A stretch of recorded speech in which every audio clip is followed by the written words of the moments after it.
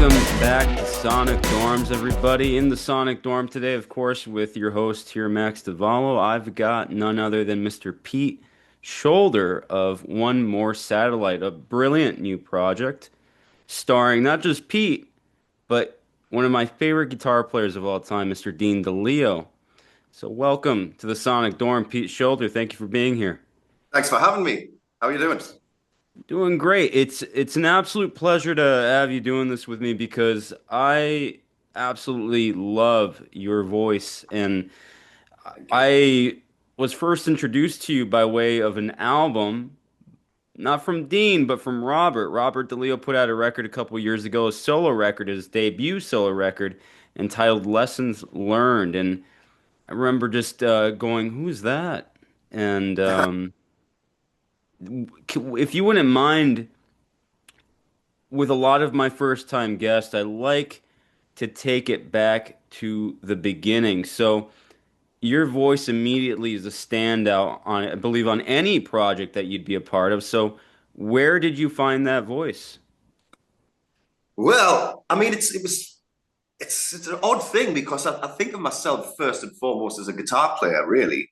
That was the first instrument that I kind of picked up and started playing. And I started when I was like 11 years old, and I formed a band with my two best friends at the time who lived just across the road, Adam and Graham, who were brothers. And we started our own band, and we started going out and playing gigs at well, I was like 13, 14. So we were playing on all the pubs around the northeast of England. And what happened was that, we would get together and jam and practice. And I'd started writing songs as well at the same time. And we were looking for a singer because I had no interest in singing. I was like, I just want to play guitar, but I want to write songs, play guitar. But I was writing the songs, I was writing the lyrics and things. So in the practice, because there was only three of us, we hadn't found a singer yet, I would just kind of sing, because I knew the words. And we were just going to do that until we eventually found a singer. And then we got offered a gig, our first gig. And it was like, it's in like a month's time. And it was like, well, we don't have a singer. So it was like, well, everybody looked at me and said, well, you're just going to have to do it. So, and I was absolutely terrified because, singing is a totally different thing. You've got nothing to hide behind, a guitar player, you've got your guitar and your arms and stuff. So I did it. We did the show and it went all right. And then off the back of that show, some people were asking, will you come and play in this pub in 2 weeks' time? And then before I knew it, I was the lead singer of the band. So, and it just kind of stuck. And then I eventually started really enjoying singing. But I was young, so my voice hadn't matured yet. I still had to sound like a kid, but I could always sing in tune. I didn't particularly think I was any good, but I could always sing in tune. And then when I started getting about 15, 16, and my voice started, getting deeper and things, that's when people started commenting and saying, you're a really good singer. And by that point, I'd completely fallen in love with singing. So I thought, maybe I should kind of take this seriously, and yeah, so, and I still love it, and I still, I'm always trying to better myself, and I'm fascinated by the voice, and yeah, I'm always trying to get better and better, and find better ways of expressing myself, and yeah, so. I find that very intriguing because for a lot of people that don't have any training whatsoever, like the Jim Morrisons of the world who just kind of fell into it, hey, why don't you just sing? And then they just somehow had something. It was just built into them almost. Yeah. To me, that's more fascinating than those that were classically trained and whatnot. So Yeah. the fact that you had that already, that skill somehow built into you, once you realize you have a voice, how do you actually refine the voice? How do you build upon enriching the voice that you happen to have once you discovered that you actually could sing? Yeah, I think a lot of it is getting rid of fear. I know in my case, I was always terrified of damaging my voice. You'd hear all these horror stories about, oh, he was a rock singer and now, he's ruined his voice. He can't, he's done this. And I was always like, oh my God, I hope that never happens to me.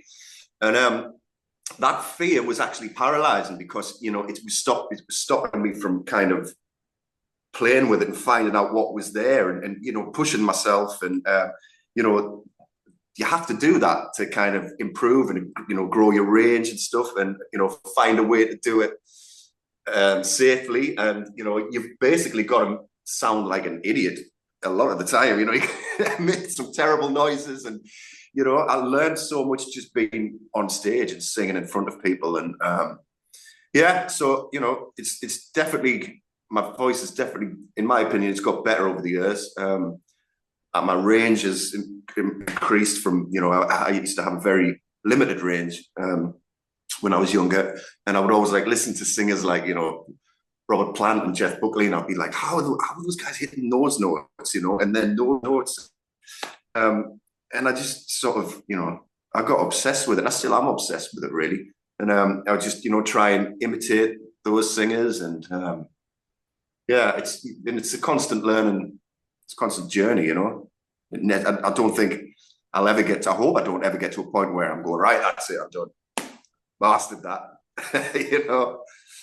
That blows my mind. It really does, because your voice is so rich, and it almost has almost like it makes me have feelings of like Americana music. Like your Okay. voice is very um like when I found out you were a UK based Uh-huh. singer-songwriter, I was even more impressed because your voice has this almost like, for lack of a better terminology, almost like an American kind of tonality to it. It's Right. not, it doesn't sound very British to me. And I don't think, I'm not saying this as a negative, but I say that's even more impressive that this is all almost self-built, self-taught, and so much soul in your voice. Kind of reminds me, I don't like to compare people to other people too much, but a tad bit of like a Chris Cornell kind of tone. Yeah. Very broad and super rich with a lot of soul power.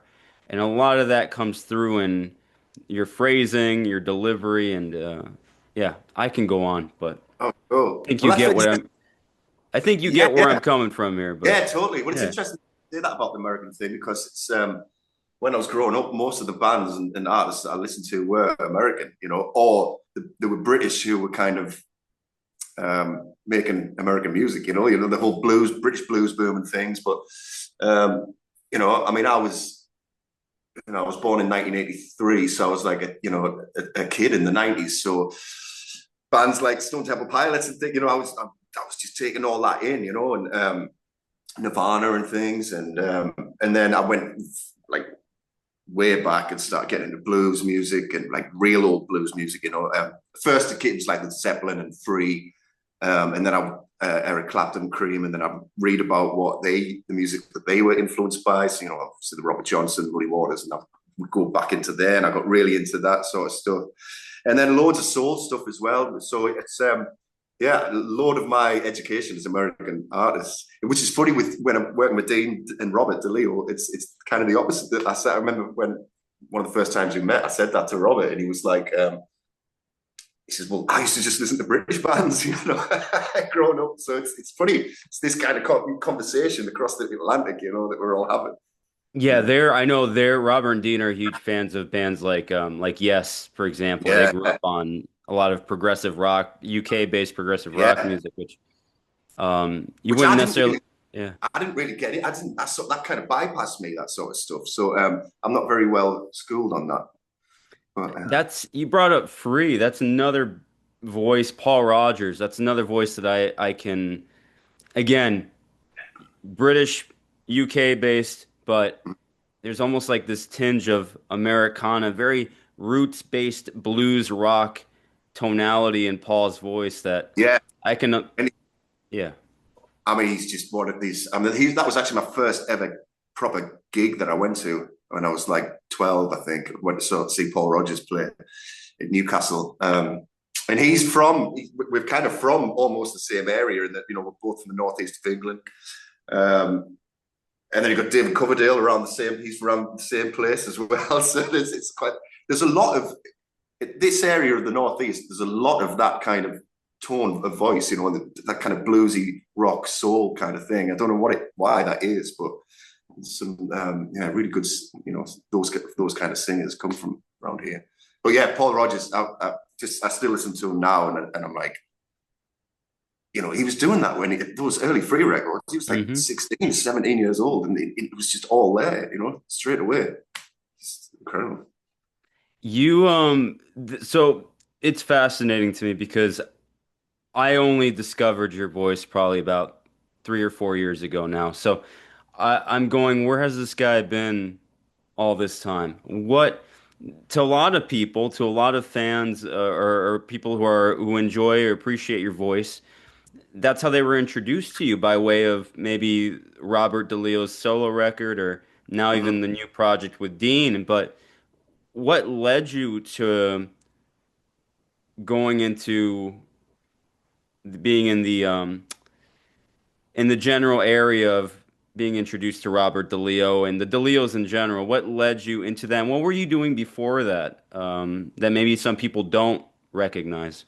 Well, I was in well, I mean, like I say, I've been doing this since I was a kid. And I signed my first record deal when I was 17. And funnily enough, it was with Sony in America. So I went out there for a few years, and I went around all around America, sort of writing songs with, songwriters and things like that. And they were kind of wanting me to be a solo artist, which I wasn't really too comfortable with at the time. Um, they were kind of like trying to push me into kind of like a John Mayer kind of thing, like a British John Mayer sort of thing. And I wasn't really into that. I wasn't really feeling that comfortable about being in that, doing that sort of thing. And so I did that for a few years with Sony, and then I came back and I was like, I want to make a rock album. I want to be in a rock band. So I wrote a whole new set of songs, and formed a band called Winterville. We got signed to Island Records, put an album out, and then did that for a few years, and then Island dropped all their rock bands, so but we were touring and stuff. But then we all of a sudden we didn't have a record deal, and then I formed a band called The Union after that, with a guy called Luke Morley who was in a band called Thunder. He's a bit old, he's a little bit older than me, so he'd kind of been around the block for a bit. And that's what I was doing just before I met Dean and Robert. And we put about 4 albums out. We toured a lot, and yeah, so those albums were out, and those albums caught the attention of Ross Halfon, who I'm sure you know. Photographer. Yeah, the amazing photographer, and he was very complimentary about our album. Particularly, I think our first album came out. Said some really nice things, and so we invited him into a show, and he's great fun, Ross. And then anyway, so I was doing the Union thing, and that kind of we finished with the Union, and I was sort of looking for something new to do, and Ross introduced me to Dean and Robert, and yes, and then they obviously had to listen to some stuff that I'd done with the Union, and then they got in touch, and yeah, and then we got together, and became really good friends, and made some music together, and yeah, and then now we've got this, so it's a nice. How long ago was that? Was that about That was 12 years ago now? about probably about 9 years ago, I think. 2016, 17, something like that. Okay. So You right? roughly around the area that Dean and Robert were looking for a singer, or in that process of, Right, yeah. seeing where they were going to go next with Stone Temple Pilots.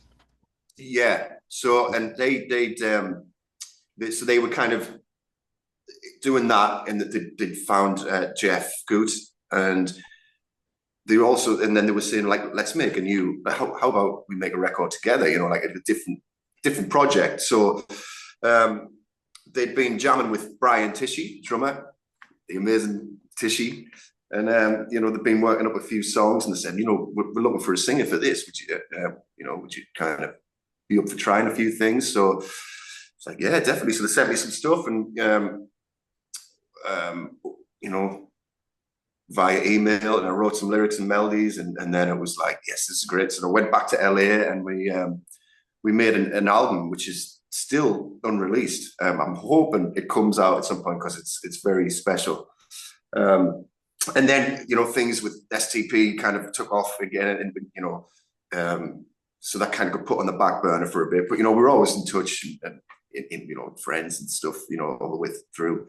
And then next time I kind of worked with them was just after or during COVID, I think, when Robert was making his debut album, Lessons Learned, and he used to send me write some lyrics and put a vocal on a song and things. And yeah, so it's been I mean, I just love working with those two.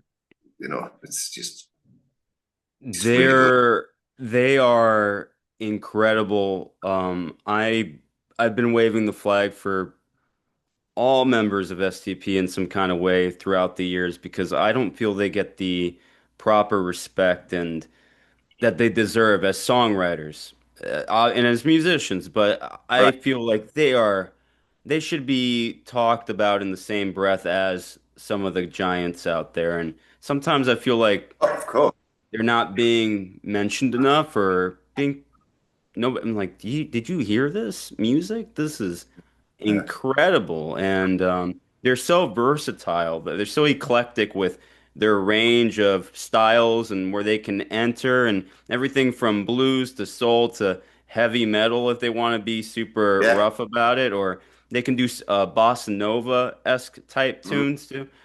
It's brilliant stuff, really, to say the Yeah. least.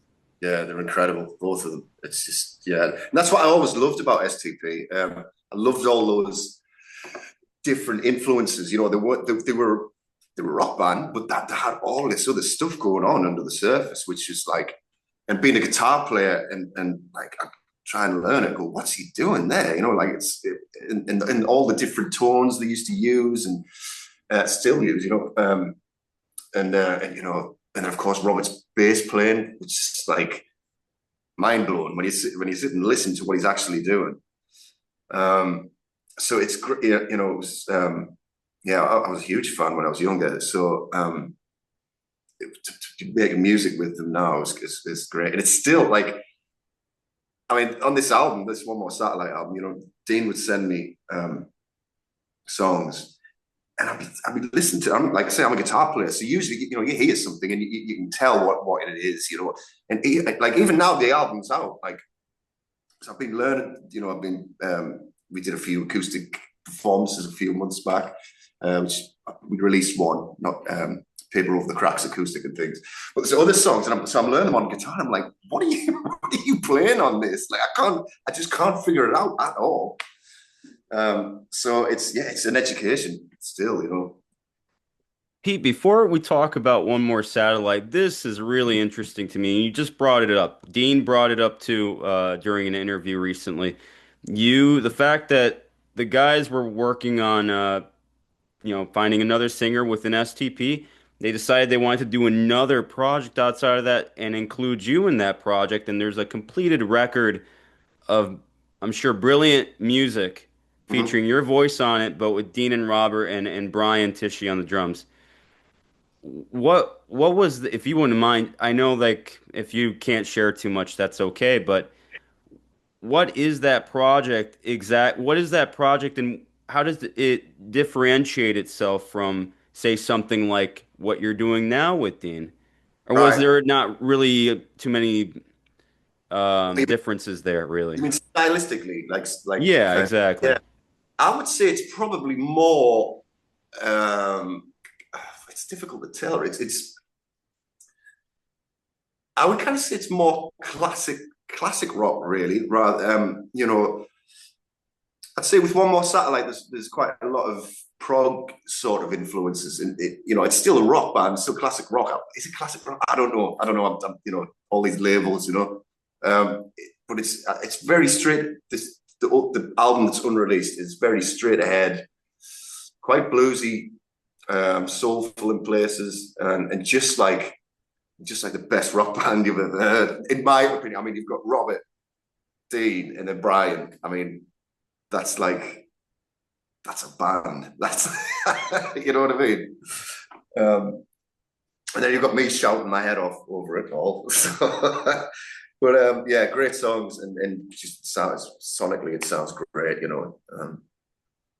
Yeah. So You got me. I'm gonna that yet another thing that's in the background that I'm going to be very excited for, hoping, crossing my fingers that I get to hear it one day. Because the fact that there's an entire album of material, especially now, seeing what you're capable of as a singer, would love to hear that one day.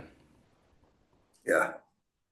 But let's talk about One More Satellite. This project is, to me, for the deep cut fans out there of Dean and Robert's work, as far as like if you love STP and you love all those deep cuts on records like Tiny Music, like Adhesive, and Yeah. Hello, It's Late, songs that are just a little bit more, like you said, under the surface and delve into more of that proggy territory. There's even a Mhm. couple of instrumental tracks on there. Definitely got to check this record out. I've pre-ordered my CD copy, and it's one of those records you need to have physically. So take me through these songs, or some of them, as far as what's going through your mind melodically, because you somehow were able to meld yourself into what Dean brought in a way that not many are capable of doing. You somehow were able to merge into that whole world of, complementing Dean's work. So what are you thinking when you're collaborating with Dean on these songs? Well, that's always the challenge. That is, a good friend of mine actually. I played him sort of the album, and he said so. He said it was like it's amazing that he he was going. I can't believe that the music was written first, and then you wrote the melodies and lyrics afterwards. He says it sounds like it was all kind of it all came together at the same time, and it didn't. But that was like I was like, yes, I've done my job, because that is the challenge. That's really it's you don't want to step on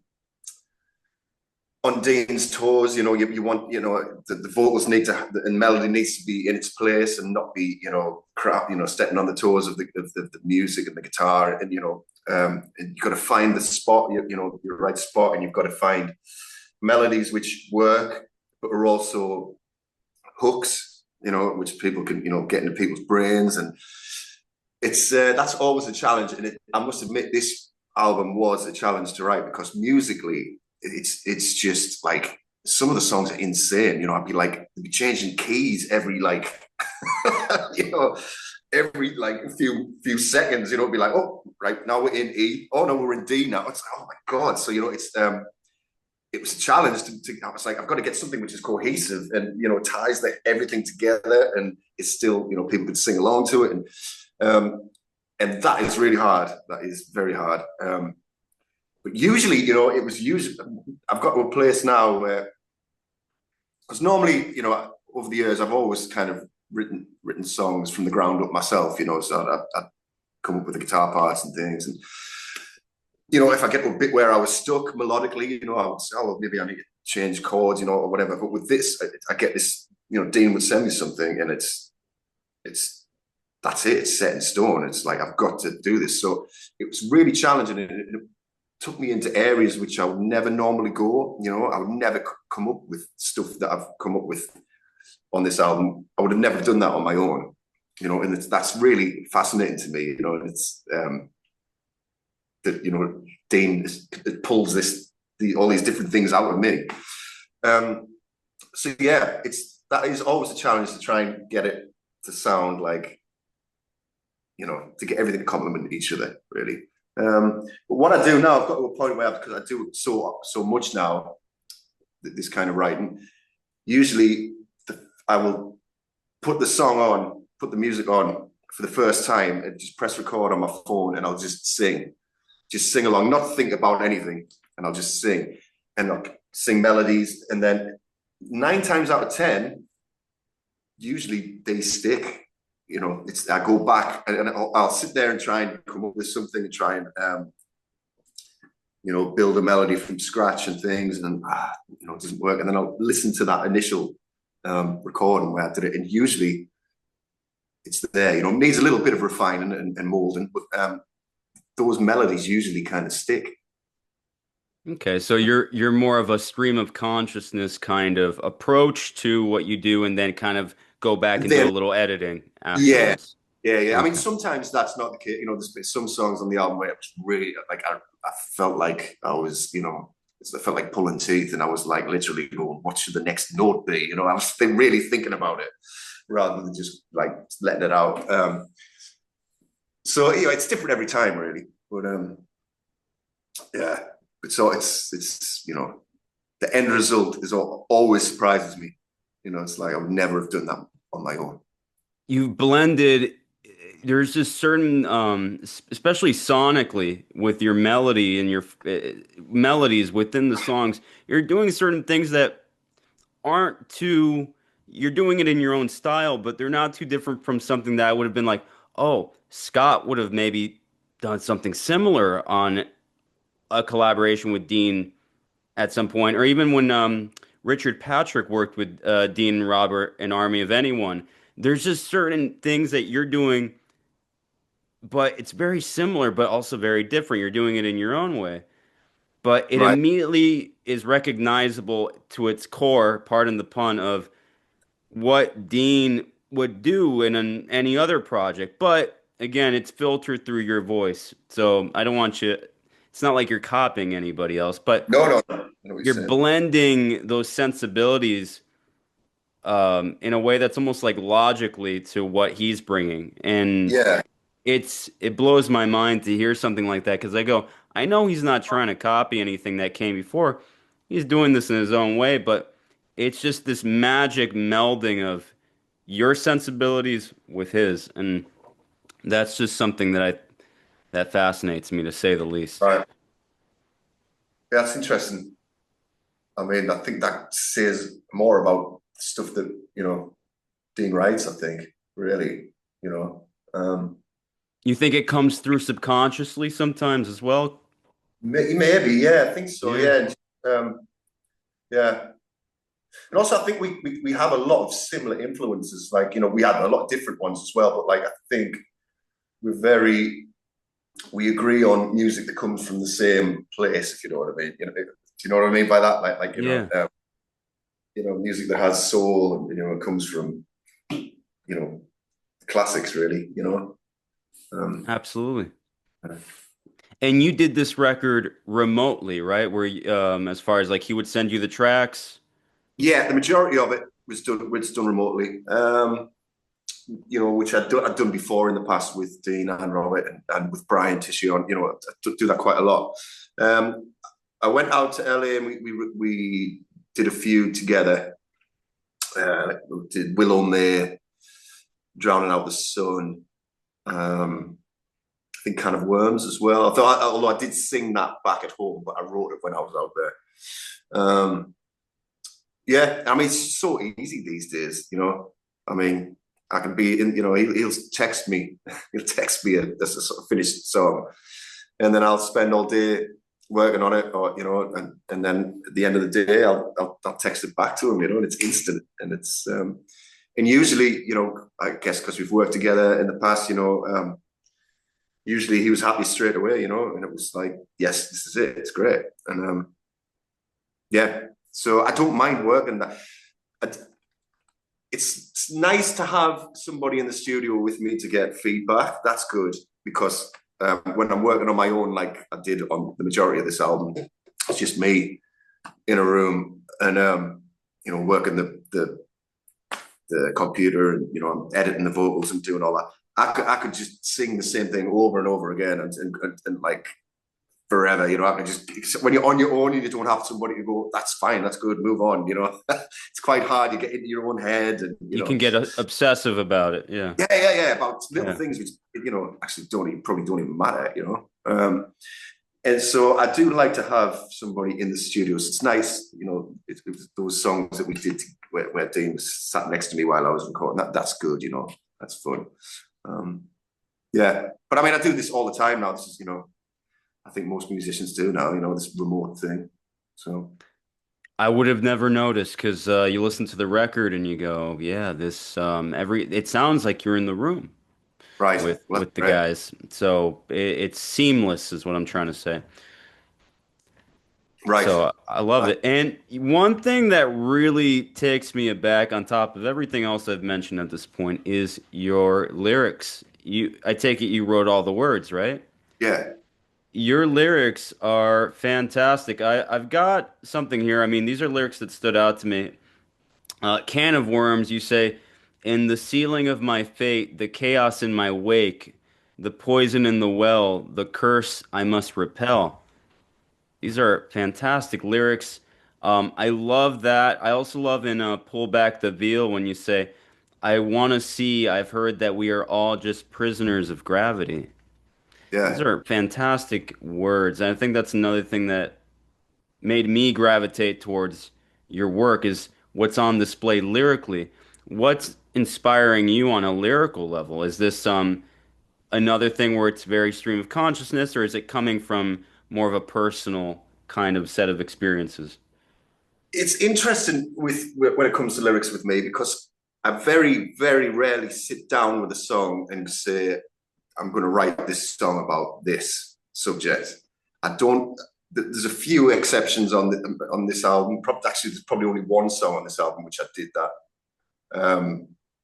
But that's been the case for me forever. So I kind of what I do, it's a probably a it's a very chaotic process, and it might be a bit strange to some people. But I'll just it's kind of like playing with a Ouija board. Like I will play the song, and I'll just like certain words will come. I'll be like, "What's this music? What words is this music suggesting to me?" Like just single words. It could be anything. It could be curtain or a door, or you know what I mean. It's like, and I'll just end up having a list a mile long of just words that this music has kind of conjured up, really. And then I kind of take those things and then sort of start putting them together, and with no kind of thought about what it means or anything like that. And I just let the music kind of conjure up, images and things, and I'll do that without any, like I say, without any thought about what it's about. And then what will happen is after a while, I'll be looking at what I've got, and then something will jump out at me, and it's like a signpost. It's like, this could be this song. This could mean this. This song could be about that. And then so I'll get to that point, and then I'll decide, this is what I'm going to write the song about. So, and then I'll have, by that point, I'll have quite a lot of words, quite a lot of lines and things. And then it's a case of shaping it all to kind of fit with this subject that's just kind of made itself apparent to me. But what's interesting is that I go back, like I just think, whatever, this is what it's about. And then I'll go back about a year or two later, and I'll look at it, and I'll be like, I was going through that at the time. It ends up being about something that was going on in my life at the time, but at the time, I'm not realizing that. You know what I mean? So it's more of So a feeling that you can't avoid, and it comes through in your yeah, words, and you're not yeah. even trying to write about that. No. I've had It's that like, happen too. yeah, really, yeah. It's an interesting thing, isn't it? It's like Hmm. there's something there that wants to be expressed, and I'm kind of that's the last thing I'm thinking about, and then I'll get the song, and go, I've written this song, and then I'll think, a few years later, I'm like, well, that describes exactly what Hmm. what I'm going through. But what's funny as well, interesting, is that there's a couple of songs where Dean was like, what's going on in your life to write for you rewriting these lyrics? And I was like, why? And he was like, because you're just describing exactly what's happening in my life at the minute. He said, what? This is really weird. So yeah. So yeah, writing lyrics is interesting. It's so that's kind of how I approach it, really. It's very chaotic and sometimes very time consuming. But yeah, you know It's but real lyrics mean, though. yeah, it is. Yeah. And lyrics mean a lot to me. I kind of, when I was younger, I didn't really pay attention to lyrics. I just thought lyrics were those things that happened until you got to the guitar solo. And then, I did the same. I got into Dylan, and I started really paying attention to lyrics. And I can't. if I hear a song with the bad lyric, it just ruins the whole thing for me, you know. So I'm always kind of thinking, and you know, I'm sure some people think my lyrics are really bad, but I need to be happy with it. I need to be like, you know, that's a good lyric, you know. I really try hard and I edit and refine it, and you know, and yeah, really work hard at it.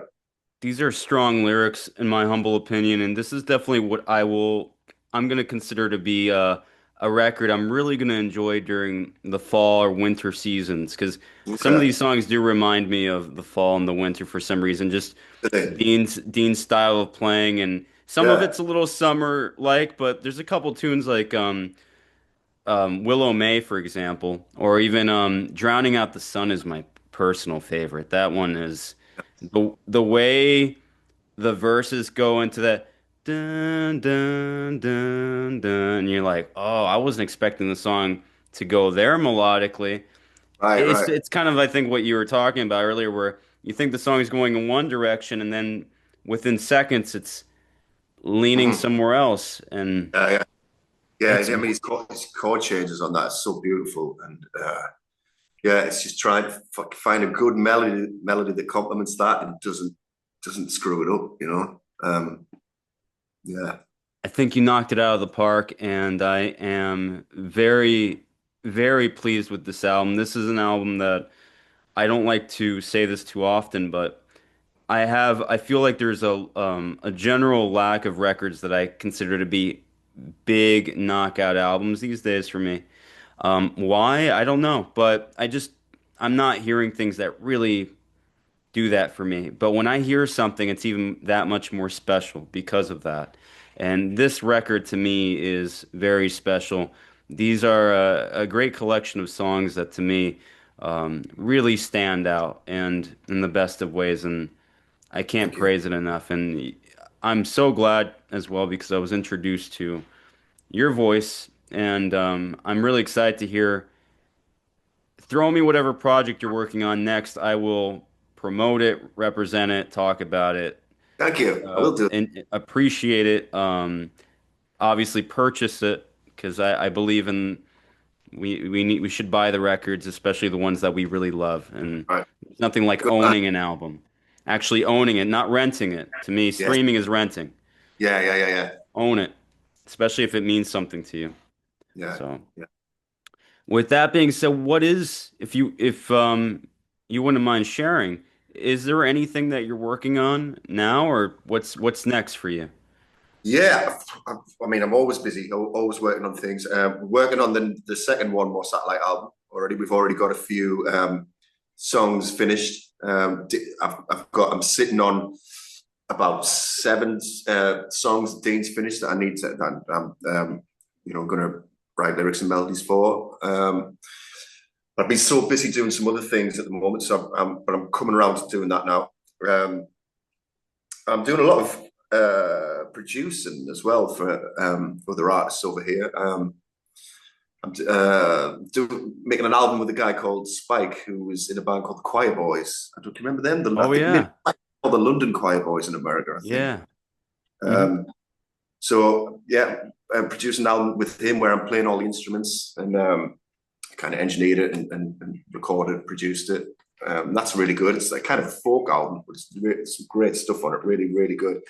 I'm sort of 70% through a solo album I've been making, which is it's a similar thing. I'm playing all the instruments and yeah, and that's kind of quite a 60s trippy Beatlesy vibe to it.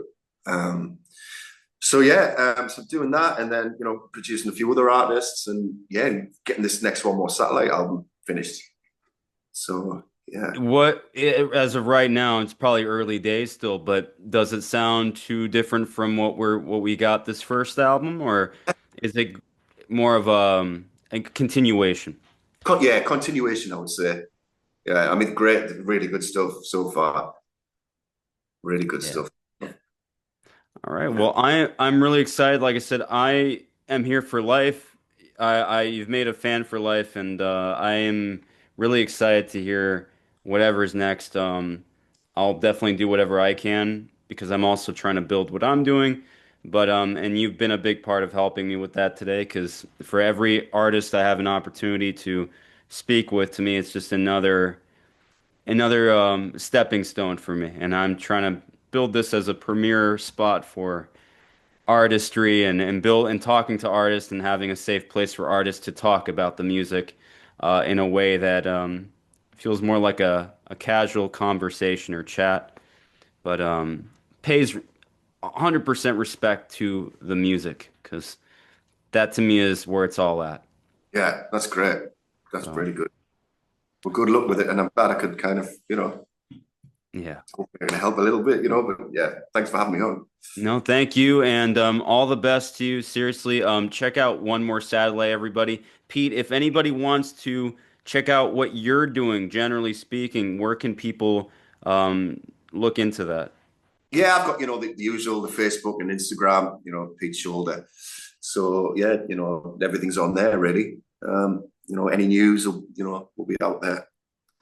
So yeah, and then of Perfect. course one more satellite, with all the usual social media links, we're up there.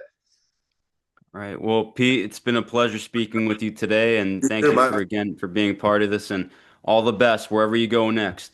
Keep it Thanks, man. going. Thank All you. right. You too.